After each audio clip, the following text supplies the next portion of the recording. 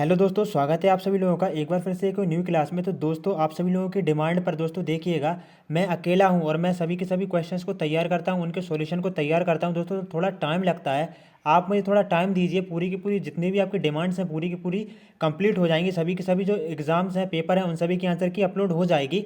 बस थोड़ा धैर्य रखिए। तो दोस्तों, आज की जो हमारी क्लास है वह 24 दिसंबर के एनवायरनमेंट की है। किसकी है दोस्तों? 24 दिसंबर को सीटेट का एनवायरनमेंट का जो एग्ज़ाम था उसकी है, देख लेंगे। पहला क्वेश्चन है, कक्षा 1 तथा कक्षा 2 में ईवीएस के लिए कोई निर्धारित पाठ्य पुस्तकें नहीं है, निम्नलिखित में से इसका सबसे उपयुक्त कारण क्या है? तो दोस्तों, राइट आंसर क्या हो जाएगा? नंबर 1 का इसका राइट आंसर हो जाएगा। ऑप्शन नंबर 2 क्या हो जाएगा? ऑप्शन नंबर 2 इसका सही उत्तर हो जाएगा। ईवीएस को भाषा तथा गणित के साथ एकीकृत किया गया है। तो इसका राइट आंसर कौन सा होगा? ऑप्शन नंबर 2 हो जाएगा। आगे देख लेंगे, नेक्स्ट क्वेश्चन को देखेंगे। उस कार्यकलाप को चुनिए जो अन्य कार्यकलापों से भिन्न है। चाय बनाना, तैरना, कंघी करना, आटा गूंदना।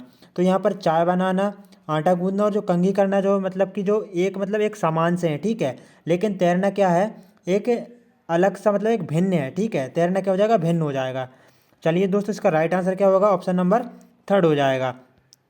क्वेश्चन नंबर 3 देखेंगे। प्राइमरी स्तर पर ईवीएस की पाठ्य पुस्तकों की रचना ध्यानपूर्वक की जाती है जिससे विद्यार्थियों में सीखने सिखाने के दौरान गलत अवधारणा ना बन पाए। आपके अनुसार पाठ्य पुस्तकों की कौन सी विशेषता इसके लिए सबसे उपयुक्त है? तो 3 नंबर का क्या हो जाएगा? इसका आंसर 3 का हो जाएगा दोस्तों। आंसर हो जाएगा इसका 2। क्या हो जाएगा? 2 हो जाएगा। उपयुक्त सभी हो जाएगा इसका आंसर। देखिएगा, इसकी थोड़ी सी मैं आपको व्याख्या कर देता हूँ ताकि आपको समझ में आ जाए। महत्वपूर्ण प्रत्ययों की परिभाषा में पाठ्य पुस्तक में दी जाती है। बिल्कुल दोस्तों, यहाँ पर प्रत्ययों की बात हो रही है, ठीक है। इसके बाद में ये कहा गया है, ऐसे प्रत्यय जो कम आयु के विद्यार्थियों को समझ ना आए उन्हें परिचयात्मक स्तर पर दिए जाते हैं। बिल्कुल दोस्तों, इसमें उस प्रकार के मतलब कि जो मतलब कि प्रत्यय रहते हैं या जो विद्यार्थी को समझ नहीं आते तो उन्हें परिचय के स्तर पर दिए जाते हैं, ये भी सही है।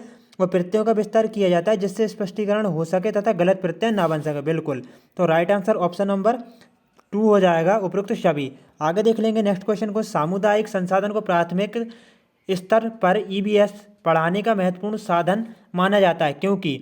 इसका राइट आंसर क्या हो जाएगा? क्वेश्चन नंबर 4 का हो जाएगा। ऑप्शन नंबर 4 हो जाएगा। यह अनुभव से सीखने का अवसर देता है। दोस्तों, मैं आपको जल्दी जल्दी बता देता हूँ क्योंकि और भी क्लासेस लेना है मुझे। भारतीयों में त्यौहार का एक समूह जो पूर्णिमा के दिन मनाया जाता है। तो दोस्तों, इसका सही उत्तर क्या हो जाएगा? इसका राइट आंसर हो जाएगा, देखेंगे दोस्तों, 5 का हो जाएगा। ऑप्शन नंबर 3 क्या हो जाएगा? होली, रक्षाबंधन और गुरु नानक जो जन्मदिन है यह पूर्णिमा के दिन मनाए जाते हैं। आगे देखेंगे। तो दोस्तों, ये वाला जो क्वेश्चन है इसको मैं छोड़ रहा हूँ दोस्तों, इसको मैं बाद की क्लास में बता दूंगा, ठीक है। 3 खाद्य पदार्थों का एक ऐसा समूह कौन सा है जिसके प्रत्येक सदस्य में लौह तत्व प्रचुर मात्रा में पाया जाता है? तो दोस्तों, पालक, गुड़ और आंवला कहाँ पर है? ढूंढ लीजिए। तो नंबर 1 में है, तो इसका राइट आंसर यही हो जाएगा क्योंकि इसमें ही लौह तत्व प्रचुर मात्रा में पाया जाता है। कन्नौज शहर इत्र के लिए प्रसिद्ध है। यह शहर भारत के एक राज्य का जिला है जिसका क्या नाम है? उसका नाम है दोस्तों उत्तर प्रदेश। यह उत्तर प्रदेश का जिला है। आगे देखेंगे, हमारे देश के एक राज्य में परीक्षण करने पर यह पाया गया कि वहाँ के ग्रामीण क्षेत्रों के अधिकांश मकान मजबूत बांस के खंभों पर बने हैं। इनके लकड़ी के फर्श जमीन से लगभग 3 से 3.5 मीटर की ऊंचाई पर बने हैं।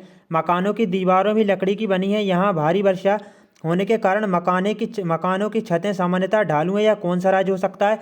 तो दोस्तों, जो बांस वगैरह से 3 मीटर की ऊंचाई पर असम में घर बनाए जाते हैं। कहाँ पर बनाए जाते हैं? असम में बनाए जाते हैं। दोस्तों, आगे देख लेंगे। मधुबनी पेंटिंग बिहार से संबंधित है। मैंने आपको यह क्वेश्चन ही बता दिया। प्राथमिक स्तर पर ईवीएस पढ़ाने का एक प्रमुख उद्देश्य विद्यार्थियों को इस योग्य बनाना है कि। दोस्तों, 10वें का राइट आंसर हो जाएगा ऑप्शन नंबर 1। क्या हो जाएगा? Option number 1। विद्यार्थियों को कक्षा की शिक्षा को स्कूल से बाहर के जीवन से जोड़ना है, ठीक है। जो ईवीएस आपने पढ़ा होगा दोस्तों, ईबीएस एनसीएफ क्या कहता है? बच्चों के जो कक्षा का ज्ञान रहता है उसको बाहरी ज्ञान से जोड़ा जाए, ठीक है। तो इसका ऑप्शन नंबर 1 हो जाएगा क्वेश्चन नंबर 10 का। क्वेश्चन नंबर 11 है, धूमकेतु के अंतर्गत झारखंड के किसानों द्वारा अपनाए जाने वाले तरीकों के संबंध में नीचे दिए गए कथनों पर विचार कीजिए। एक फसल काटने के लिए पश्चात जमीन को कुछ वर्ष तक आराम कर देते हैं। बिल्कुल। खरपतवार, बांस आदि को उखाड़कर जला देते हैं। दोस्तों, उखाड़ते नहीं है, यहाँ पर क्या होता है? इसको काटा जाता है, ठीक है। और इसके बाद क्या दिया गया है? खरपतवार की राख खाद के रूप में कार्य करती है। बिल्कुल, ये भी सही है। और डी देखेंगे, जब जमीन खेती के लिए तैयार हो जाती है तो बीज बोने से पहले उसे गहराई तक, दोस्तों गहराई तक नहीं खोदा जाता बल्कि थोड़ा थोड़ा उसको मतलब ज़्यादा खोदा ही नहीं जाता, उसमें बीज बो दिए जाते हैं। तो ठीक है, इसका राइट आंसर क्या हो जाएगा? 11 का हो जाएगा ऑप्शन नंबर 3 हो जाएगा, ए और सी। क्या हो जाएगा? ए और सी इसका राइट आंसर हो जाएगा। आप जाकर गूगल पर भी देख सकते हैं। वह जंतु कौन सा है जो अपने कानों को अलग अलग दिशाओं में बहुत अधिक घुमा लेता है? जो बाहर की ध्वनि को इकट्ठा करने में उसकी सहायता करता है? दोस्तों राइट आंसर हो जाएगा ऑप्शन नंबर 2 बाघ। आगे देखेंगे, निम्नलिखित में से 3 राज्यों के उस समूह को चुनिए जिनके समुद्र तट बंगाल की खाड़ी पर हैं। तो दोस्तों 13 नंबर का क्वेश्चन का आंसर हो जाएगा ऑप्शन नंबर 2 हो जाएगा आंध्र प्रदेश, तमिलनाडु, उड़ीसा, जो है बंगाल की खाड़ी के तट पर स्थित है। जहाँ पर गुजरात वगैरह ऑप्शन नंबर 4 में दिया तो ये भी नहीं होगा, ठीक है। असम तो दोस्तों क्या पूर्वी राज्य है, तो ये भी बंगाल खाड़ी में नहीं है, तो 3 और 4 तो वैसे ही कट गया। और यहाँ पर ये ऑप्शन नंबर बने आंध्र प्रदेश, पश्चिम बंगाल और केरल। केरल अरब सागर में है, ठीक है, याद रखना दोस्तों। तो ऑप्शन नंबर 2 इसका राइट आंसर हो जाएगा। कक्षा 5 के ईवीएस के विद्यार्थी अनुमान लगाते हैं कि एक छोटे डिब्बे को भरने के लिए कितने चने के दानों की आवश्यकता होगी। इस क्रियाकलाप द्वारा कौन सी प्रतिक्रिया कौशल का विकास होता है? दोस्तों इसका राइट आंसर तो वैसे अनुमान लगाना हो जाए, क्योंकि मैं अनुमान लगाएंगे मतलब कितने चनों की आवश्यकता होगी, लेकिन दोस्तों इसका आंसर एक भी हो सकता है प्रयोग करना, क्योंकि वह उसको प्रयोग करके उसको भरेंगे ना, तो इसका आंसर एक भी हो सकता है। लेकिन दोस्तों क्या है, मैं इसी को प्रेफर करूंगा। मेरे पॉइंट ऑफ व्यू से क्वेश्चन नंबर 4 बिल्कुल 90% सही है, ठीक है। अनुमान लगाएंगे, लेकिन यह भी हो सकता है, कुछ कह नहीं सकते। आगे देखेंगे दोस्तों, इसको भी छोड़ देते हैं। मैथ के क्वेश्चंस हैं दोस्तों, मैथ की क्लासेस में करेंगे 24 दिसंबर को जो मैथ का एग्जाम हो जो कराएंगे उसमें बताएंगे, ठीक है। एक कार, ठीक है, यहाँ पर क्या है, एक कार 1512 किलोमीटर की दूरी को 48 घंटे में तय करती है। इस कार की औसत चाल क्या है? दोस्तों इसका लगभग इसका राइट आंसर ऑप्शन नंबर 3 हो जाएगा। आगे देख लेंगे, पेड़ पौधे एवं पशु परिवार एवं मित्र नामक थीम का हिस्सा है, इस प्रकार के स्थापन का कारण है। तो दोस्तों इस प्रकार के स्थापन का क्या कारण है? क्वेश्चन नंबर 17 का राइट आंसर हो जाएगा ऑप्शन नंबर 3। क्या हो जाएगा? ऑप्शन नंबर 3 हो जाएगा ABC। पेड़ पौधे एवं पशु परिवार एवं मित्र नामक थीम का हिस्सा, इस प्रकार के स्थापन का क्या कारण है? देखिएगा, देखेंगे, विद्यार्थियों को इस योग्य बनाना कि पेड़ पौधे एवं पशुओं को अपने परिवारों का हिस्सा माने, पेड़ पौधे एवं पशुओं के प्रति विद्यार्थियों को में संवेदनशीलता विकसित करना, उन रूढ़िबद्ध धारणाओं को तोड़ना जिनके अनुसार पेड़ पौधे एवं पशु हमारे परिवार का हिस्सा नहीं हो सकते। तो दोस्तों ABC इसका बिल्कुल सही आंसर हो जाएगा। झारखंड के ग्राम सभा लॉटरी द्वारा खेती के लिए भूमि का आवंटन करती है। इस भूमि आवंटन में एक विशेष मात्रक यूनिट जिसे टिन कहते हैं का उपयोग किया जाता है। इस मात्रक यूनिट का क्या अर्थ है? दोस्तों इसका राइट आंसर हो जाएगा ऑप्शन नंबर 3, वह भूमि जिस पर कोई किसान एक टिन बीज बोता है। जितने टिन बीज बोता है उसको उतने टिन जमीन बोला जाता है, ठीक है। तो राइट आंसर ऑप्शन नंबर 3 हो जाएगा। आगे देख लेंगे, निम्नलिखित में से कौन सा या कौन से तत्व एक अध्यापक को पर्यावरण अध्ययन के पाठ्य योजना में रखने के लिए विचार करना चाहिए? तो दोस्तों इसका राइट आंसर हो जाएगा, क्या हो जाएगा इसका राइट आंसर? इसका राइट आंसर हो जाएगा ऑप्शन नंबर 1। क्या हो जाएगा? ऑप्शन नंबर 1 इसका राइट आंसर हो जाएगा। तो दोस्तों चलिए देख लेते हैं क्या है। अनुदेशन विशिष्ट उद्देश्य छात्रों की पर्यावरण सजगता, इसको भी शामिल करेंगे, ठीक है दोस्तों। प्रमुख अवधारणा और प्रमुख प्रक्रिया, इसको भी शामिल करेंगे, और यहाँ पर इसको भी शामिल कर लेंगे, लेकिन सामान्य उद्देश्य को यहाँ तक नहीं शामिल करेंगे, ठीक है। तो इसका राइट आंसर हो जाएगा नंबर 1। क्या हो जाएगा? नंबर 1 हो जाएगा। आगे देख लेंगे, जिसने भी ये एग्जाम दिया है उसके काफ़ी अच्छे नंबर आए होंगे इसमें, क्योंकि उसके सभी के सभी लगभग 26 से 27 क्वेश्चन सही हैं। आदर्श रूप से निम्नलिखित में से कौन सा विकल्प विद्यार्थी द्वारा किए गए क्रियाकलापों के पश्चात उनके सीखने को दृढ़ करने के लिए होना चाहिए? 20 नंबर का आंसर क्या हो जाएगा? 20 नंबर का आंसर हो जाएगा ऑप्शन नंबर 3 हो जाएगा। क्या हो जाएगा? ऑप्शन नंबर 3 कक्षा में आपसी विचार विमर्श, ठीक है। देखिए मैं थोड़ा सा आपको समझा देता हूँ। आदर्श रूप से निम्नलिखित में से कौन सा विकल्प विद्यार्थी द्वारा किए गए क्रियाकलापों के पश्चात, हमने कोई क्रिया कर ली है, ठीक है, उसके पश्चात उनके सीखने को दृढ़ करना है, ठीक है। उनके सीखने को क्या करना है? दृढ़ करने के लिए क्या करते हैं? तो दोस्तों फिर उस परिचर्चा करते हैं ना, विचार विमर्श करते हैं। तो इसका राइट आंसर क्या हो जाएगा? ऑप्शन नंबर 2 हो जाएगा। आगे देख लेंगे, नेक्स्ट क्वेश्चन क्या है। 21 नंबर क्वेश्चन है, हमारे देश में आदिवासी हजारों वर्ष पूर्व से कांसे की बनी बहुत सी वस्तुएं का उपयोग करते रहे हैं। आज भी हम अपने घरों में कांसे का उपयोग करते हैं। निम्नलिखित में से कांसे के बारे में सर्वश्रेष्ठ कथन को चुनिए। तो दोस्तों इसका राइट आंसर क्या हो जाएगा? इसका राइट आंसर हो जाएगा 21 का ऑप्शन नंबर 4 हो जाएगा। कांसा, कॉपर, तांबा और जिंक की मिश्र धातु है दोस्तों। यदि आपको बिलीव नहीं है तो आप गूगल पर जाकर बिल्कुल देख सकते हैं। बेशक यहाँ पर जो भी आंसर है बिल्कुल सही है दोस्तों। एक ईवीएस के शिक्षक के लिए विद्यार्थियों के ईवीएस के ज्ञान का मूल्यांकन करने हेतु निम्नलिखित में से कौन सी पद्धति सही है? तो दोस्तों 22 का क्या हो जाएगा? 22 का हो जाएगा 4। क्या हो जाएगा? 4 हो जाएगा। शिक्षक द्वारा बनाए उपकरण जो उसके विद्यार्थियों उसकी शिक्षण प्रणाली तथा स्थानीय प्रसंगों के अनुकूल हों, ठीक है। क्वेश्चन को एक बार फिर से देखेंगे। ईवीएस के शिक्षक के लिए विद्यार्थियों के ईवीएस के ज्ञान का मूल्यांकन करने हेतु निम्नलिखित में कौन सी पद्धति सही है? तो दोस्तों इसका राइट आंसर ऑप्शन नंबर 4 हो जाएगा। शिक्षक द्वारा बनाए गए उपकरण जो उसके विद्यार्थियों उसकी शिक्षा प्रणाली तथा उसके स्थानीय प्रसंगों के अनुकूल, विद्यार्थी के स्तर के अनुकूल हो। तो क्वेश्चन नंबर जो ऑप्शन नंबर 4 है तो उसमें यही तो कहा जा रहा है।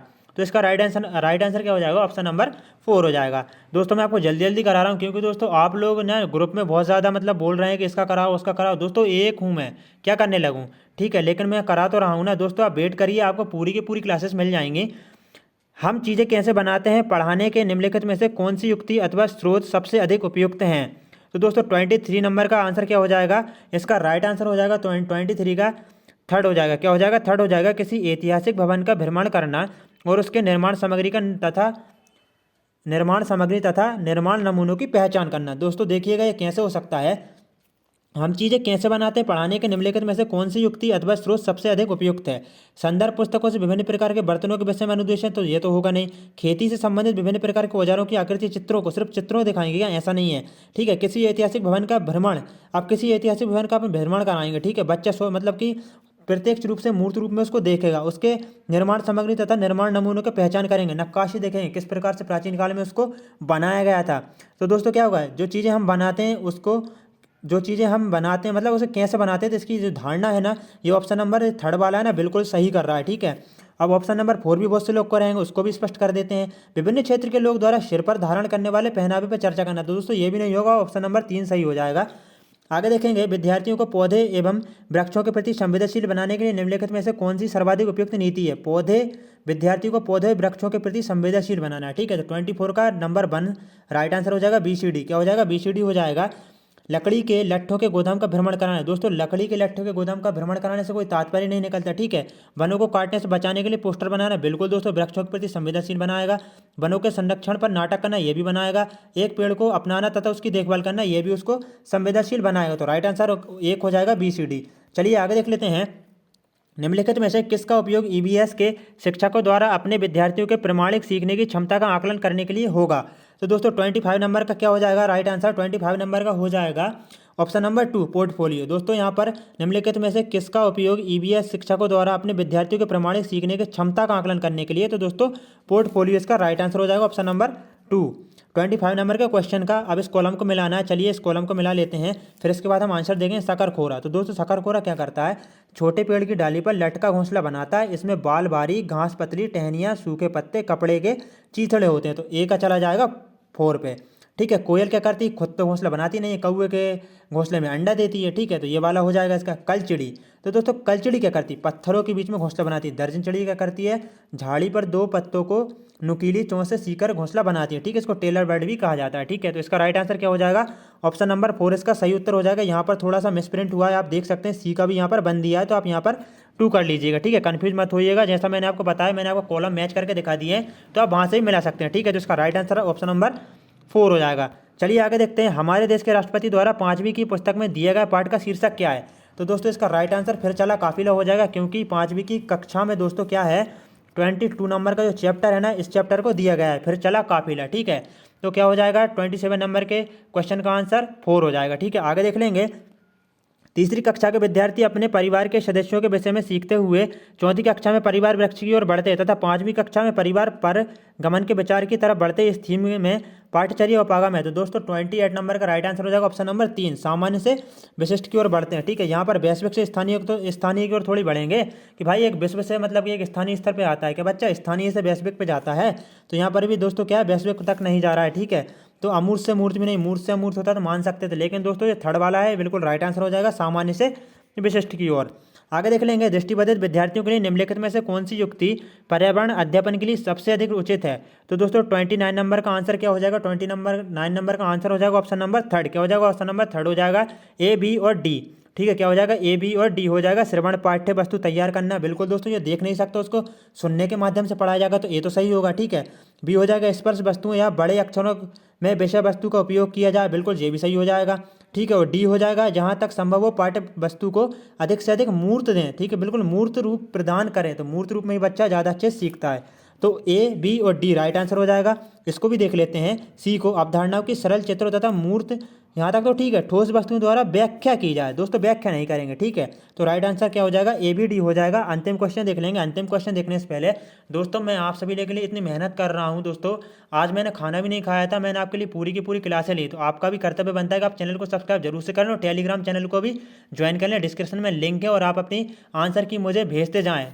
ठीक है दोस्तों, तो मुझे जैसे ही टाइम मिलता जाता मैं सभी के जो क्वेश्चन पेपर है उनको हल करता जाऊँगा। ठीक है दोस्तों, बिल्कुल थोड़ा सा वेट कर लीजिए दोस्तों, क्योंकि दोस्तों मैं अकेला हूँ, पूरे के पूरे सॉल्यूशन देखता हूँ। ऐसा तो नहीं है दोस्तों, गलत भी आपको बता दूँ, मैं बिल्कुल पूरे जो 100% 100% रहता है ना दोस्तों, उसी को लेकर आता हूँ। सलीम प्राथमिक कक्षाओं के विद्यार्थियों को जल विषय पढ़ाने के लिए क्षेत्र भ्रमण करना चाहता है, इनमें से कौन सी जगह उचित है? तो दोस्तों देखिए क्या होगा, जल संचय यंत्र ये भी सही हो जाएगा, जोहड़ बावड़ी ये भी सही हो जाएंगे, लेकिन खेजड़ी एक वृक्ष है, ठीक है, तो ये नहीं होगा। राइट आंसर ABC हो जाएगा। क्या हो जाएगा? ABC। 30 नंबर क्वेश्चन का नाम क्या हो जाएगा? ABC हो जाएगा। दोस्तों डिस्क्रिप्शन में चैनल की लिंक दी गई है, टेलीग्राम चैनल की, जाकर ज्वाइन जरूर से कर लेना, ठीक है, और मुझे अपनी अपनी आंसर की भेजते जाइए। ठीक है दोस्तों, जैसे जैसे टाइम मिलता जाता है आपको कल 10 या 11 बजे तक बिल्कुल सभी के सभी जो पेपर हैं मैं सबको सब सॉल्व कर दूंगा। ठीक है, जय हिंद दोस्तों, वंदे मातरम। चैनल को सब्सक्राइब जरूर से कर लें और नोटिफिकेशन आती आए इसलिए आप बेल आइकन को प्रेस जरूर करें।